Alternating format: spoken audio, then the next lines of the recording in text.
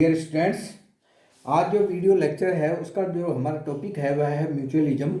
और इसका जो दूसरा नाम है वो है ऑब्लिगेट म्यूचुअलिज्म। इसके अंदर हमने जो पॉजिटिव बायोटिक इंटरेक्शंस हैं, स्पीसीज के अंदर जो पॉजिटिव बायोटिक इंटरेक्शंस होती हैं उनके अंदर हमने अभी तक जो डाले हैं वो है स्क्वेंजिंग है, प्रोटोकोपरेशन है, कॉमन्सुअलिज्म है। और जो चौथा टाइप है इसका पॉजिटिव बायोटिक इंटरेक्शन का वो है म्यूचुअलिज्म। इसके अंदर इसका जो सिंबल दिखाया गया है वो प्लस कोमा प्लस है या प्लस ऑब्लिक प्लस है, यानी जो ए और बी जो दो स्पीसीज हैं, ये दोनों की दोनों जो स्पीसीज हैं इनमें दोनों स्पीसीज को लाभ होता है। यानी किसी भी रूप में किसी भी बायोटिक एक्टिविटी में उसको लाभ होता है, चाहे वो ग्रोथ हो, चाहे वो रिप्रोडक्शन हो, चाहे वो बायोमास प्रोडक्शन हो, किसी न किसी रूप में दोनों स्पीसीज को लाभ होता है। दोनों में से किसी भी स्पीसीज को कोई हानि नहीं होती है।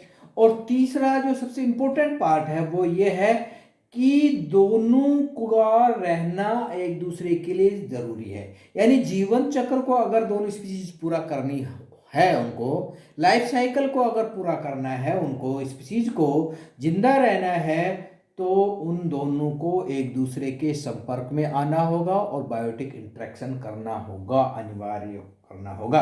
इसलिए इस तरह की जो बायोटिक इंटरेक्शन है उनको कहा जाता है obligate mutualism. Obligate mutualism it is an interaction in which at least one species cannot survive without the presence of other। यानी एक स्पीसीज दूसरी स्पीसीज के अनुपस्थिति में जिंदा ही नहीं रह सकती है, सरवाइव नहीं कर सकती है, अपना जीवन चक्र पूरा ही नहीं कर सकती है, उसको दूसरी स्पीसीज के संपर्क में आना ही होगा। एक स्पीसीज कभी भी सरवाइव नहीं कर सकती। This is usually due to a long history of coevolution and involve direct interaction between the two species. ये क्या है कि ये जो दो स्पीसीज हैं उन दोनों का कोएवोल्यूशन है और ये इन्वॉल्व डायरेक्ट इंट्रैक्शन है जिसका म्यूचुअली बेनिफिटेड होते हैं। Obligate mutualism is also referred as symbiosis. और यहां पर सिम्बोसिस का मतलब है, सिम मतलब टुगेदर, बायोस मतलब लाइफ, यानी दो जीव जीवन है वो एक साथ रहते हैं, इसलिए इसको दूसरा नाम है सिम्बायोटिक म्यूचुअलिज्म भी इसको बोलते हैं।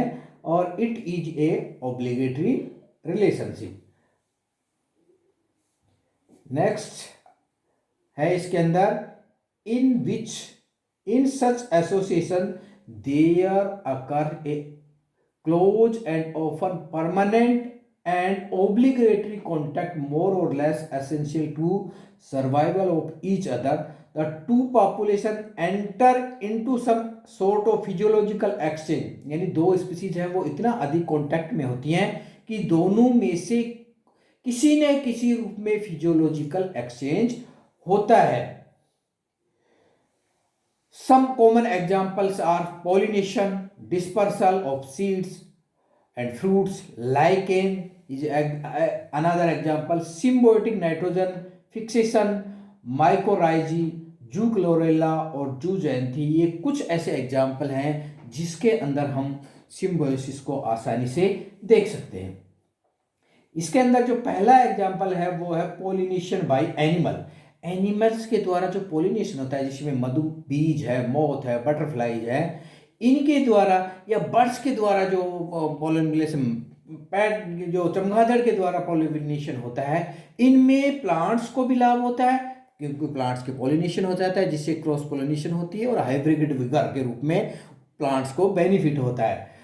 और दूसरा क्या है कि जो पादप है के अंदर जो हनी बना हुआ है, पोलन ग्रेन्स बने हुए हैं, वो उस एनिमल को खाने खाद्य पदार्थ के रूप में प्राप्त होते हैं, तो दोनों को बेनिफिट होता है। और दोनों के अंदर एक स्पेशल टाइप का कोरिलेशन होता है कि अगर मान लीजिए एनिमल उसके संपर्क में नहीं आएगा तो उस पादप के अंदर पोलिनेशन की क्रिया संपन्न नहीं हो पाएगी और अल्टीमेटली वो लाइफ साइकिल यानी सीड प्रोडक्शन नहीं होगा। और अगर हम दूसरी तरफ बात करें कि मधुमक्खी है, मॉथ है, बटरफ्लाई है, बर्ड्स है, अगर उनको वो प्लांट जो पर्टिकुलर प्लांट वो नहीं मिलता है तो वो पोलिनेशन के अंदर वो जो एनिमल्स हैं उन एनिमल्स के अंदर वो लाइफ साइकिल के रूप में जो म्यूचुअली बेनिफिटेड हैं वो प्राप्त नहीं होगा।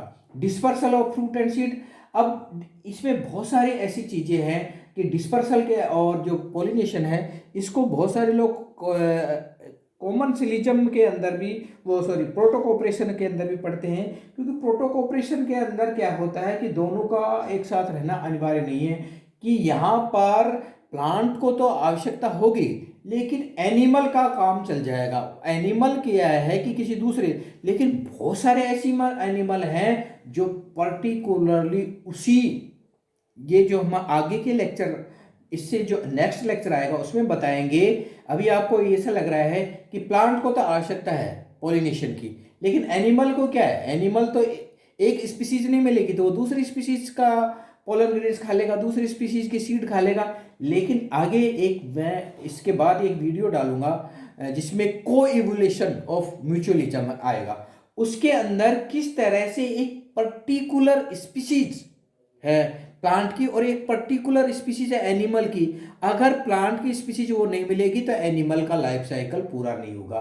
तो ये हम आगे इसी के अंदर एक नेक्स्ट कल वीडियो डालेंगे, उसमें आपको एक्सप्लेन करेंगे कि किस तरह से एक पर्टिकुलर प्लांट और किस तरह से एक एनिमल दोनों ही म्यूचुअली बेनिफिटेड होते हैं और दोनों का एक दूसरे के संपर्क में होना अनिवार्य है। इसका जो मोस्ट कॉमन एग्जाम्पल है म्यूचुअलिज्म का, ये दोनों मैं नेक्स्ट वीडियो में लूँगा, इसके बहुत बड़ा है ये एनिमल और प्लांट की इंटरेक्शन। इससे पहले हम ले लेते हैं लाइकेन्स, जो एक कॉमन है और बायोलॉजिकल नाइट्रोजन फिक्सेशन जो आसानी से आपको समझ में आ जाएगा, और माइकोराइजा है वो आसानी से समझ में आ जाएगा। तो लाइकेन क्या है, there are examples of mutualism where the contact is close and permanent as well as obligatory. यानी जो लाइकेन है, और लाइकेन के अंदर हम ये जानते हैं कि एल्गी और फंजाई का कांटेक्ट होता है, क्लोज कांटेक्ट होता है, परमानेंट कांटेक्ट होता है, ऑब्लिगेटरी होता है। और अगर दोनों में से कोई भी एक नहीं रहेगा तो न फंजाई वाला पार्ट जिंदा रहेगा, और दोनों में से एक मर जाएगा तो वो फंजाई मर जाएगा तो एल्गी खत्म हो जाएगा। तो their body is made up of a matrix formed by a fungus within the cell in which an alga is embedded. ये देखिए, ये जो है ये फोटो है जो मैंने लगाई है, इसके अंदर क्या है कि एक मधुमक्खी है और यह है मधुमक्खी की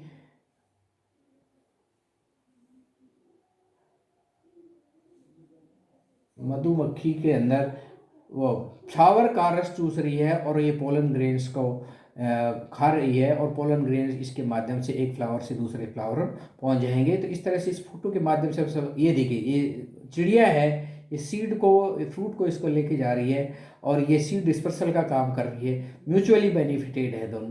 लेकिन इससे ये लगता है कि देखिए ये जो प्लांट है, प्लांट को तो फायदा हो रहा है, अगर ये बर्ड्स नहीं आएंगी तो आप ये समझेंगे कि भाई एक तरह की स्पीसीज नहीं आएगी तो दूसरी बर्ड आ जाएगी, एक प्लांट इस बर्ड को खाने के लिए नहीं मिलेगा तो दूसरा प्लांट मिल जाएगा उसको। तो ऐसा नहीं है कि पर्टिकुलर स्पीसीज को होना, लेकिन इसी में ये तो मैंने एक कॉमन एग्जांपल दिखेंगे। नेक्स्ट वीडियो लेक्चर में मैं एक्सप्लेन करूंगा कि देखिए कुछ स्पीसीज ऐसी हैं जो पोलिनेशन, डिस्पर्सल, सीड मैच्योरेशन के लिए बिल्कुल ही म्यूचुअलिज्म के रूप में एक दूसरे पर निर्भर है। अगर वो पर्टिकुलर स्पीसीज, जैसे युक्का है, वो उसके अंदर क्या है, पर्टिकुलर स्पीसीज का एनिमल नहीं आएगा तो वो उसका लाइफ साइकिल पूरा ही नहीं होगा। और बर्ड के अंदर और या एनिमल है उसको भी अगर वो पर्टिकुलर प्लांट नहीं मिलेगा तो वो उसको लाभ नहीं होगा। ये देखिए लाइकेन है, ये लाइकेन है, ये लाइकेन की एक्सटर्नल मार्फोलॉजी है और ये लाइकेन की एक्सटर्नल मार्फोलॉजी है, ये फोटोग्राफ से कुछ। और यहाँ पर देखिए ये है लाइकेन, यहाँ पर ये जो कलर है जो येलोइश कलर का दिखाया गया है ये फंगल पार्ट है, और जो ग्रीन वाला कलर के जो गोल राउंड राउंड सेल्स दिखाई गई हैं, ये वाली जो सेल्स हैं ये है एल्गल पार्ट है। तो यहाँ देखिए एल्गी और फंजाई दोनों एक दूसरे के क्लोज कांटेक्ट में हैं और हम ये अच्छी तरह से समझ सकते हैं कि इन दोनों का क्लोज कॉन्टैक्ट होता है और दोनों म्यूचुअली बेनिफिटेड होते हैं, दोनों का एसोसिएशन होता है वो ओब्लिगेटरी होता है। दोनों में से एक नहीं मिलेगा तो दूसरी स्पीसीज ऑटोमेटिकली खत्म हो जाएगी। तो इस तरह का एसोसिएशन होता है वो म्यूचुअलिज्म या ओब्लिगेटरी म्यूचुअलिज्म कहलाता है। The fungus makes moisture as well as minerals available where alga manufacture food, neither of two can grow alone independently in nature. Lichen grow abundantly on bark rock of surface, ये हम जानते हैं। इसके बाद next जो example है वो है symbiotic nitrogen fixers. Symbiotic nitrogen fixers हम अच्छी तरह से जानते हैं कि पादपों के अंदर दो तरह के सिम्बायोटिक नाइट्रोजन फिक्सर्स होते हैं।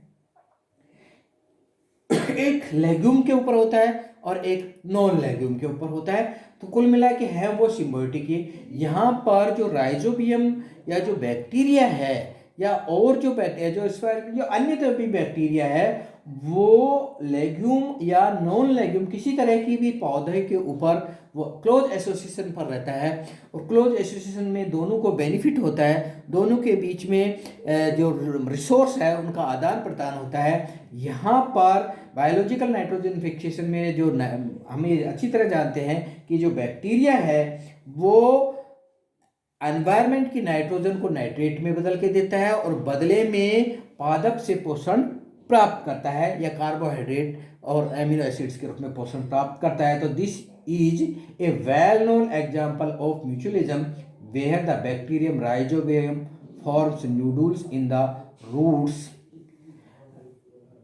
roots of leguminous plants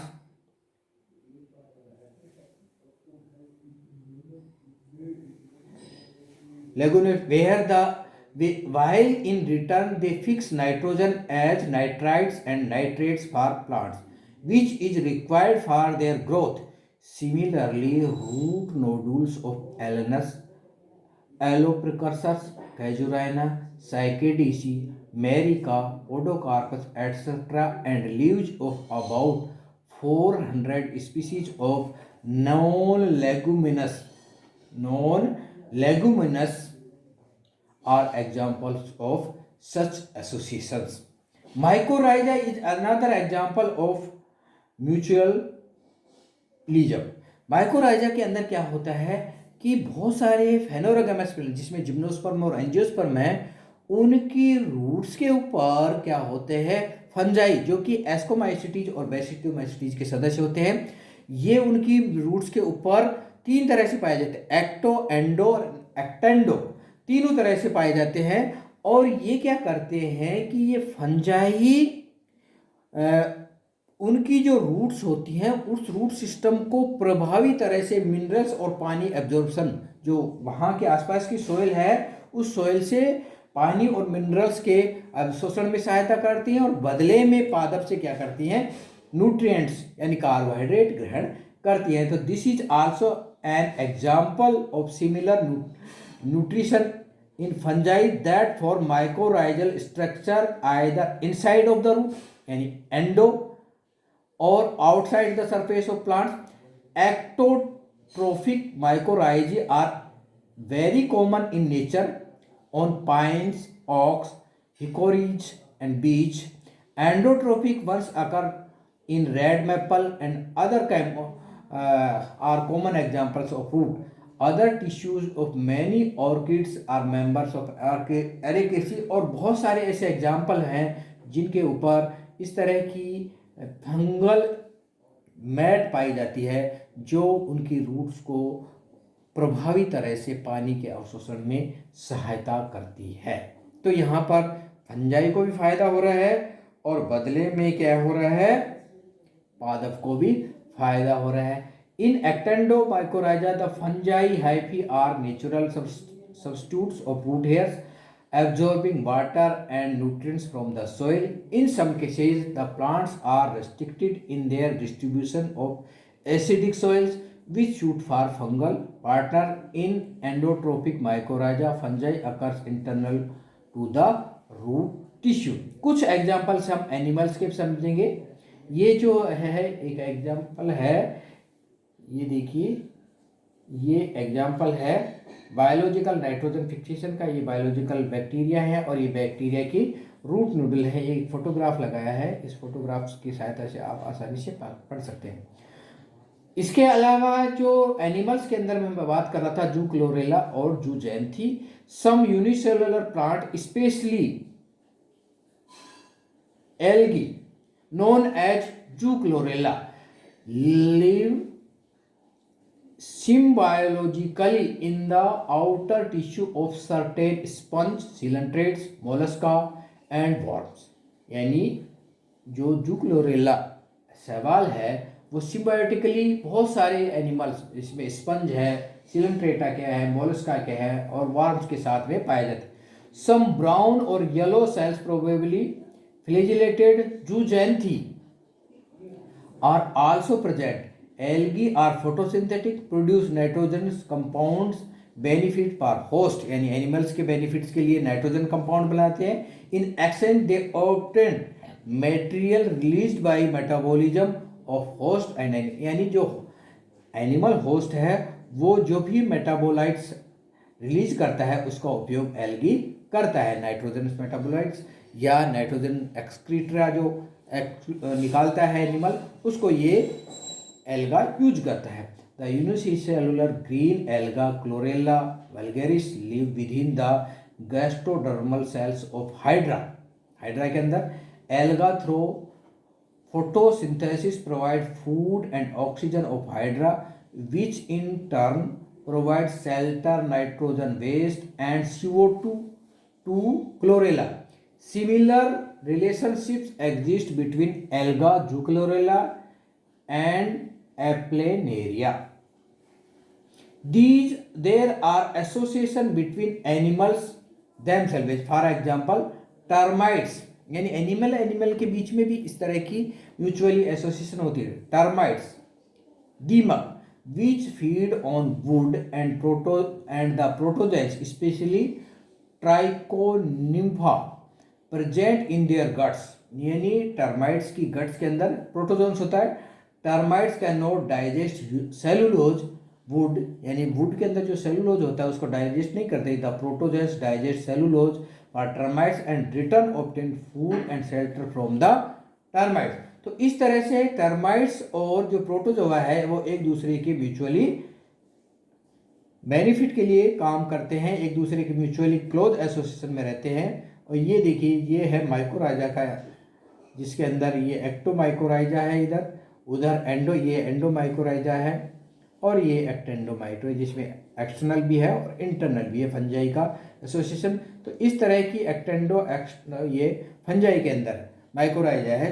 तो ये डिफरेंट एग्जाम्पल के माध्यम से हम सब समझ सकते हैं कि पादप और एनिमल, पादप एनिमल पादप और एनिमल के बीच में म्यूचुअली बेनिफिट के लिए म्यूचुअलिज्म की बायोलॉजिकल इंटरेक्शंस होती हैं।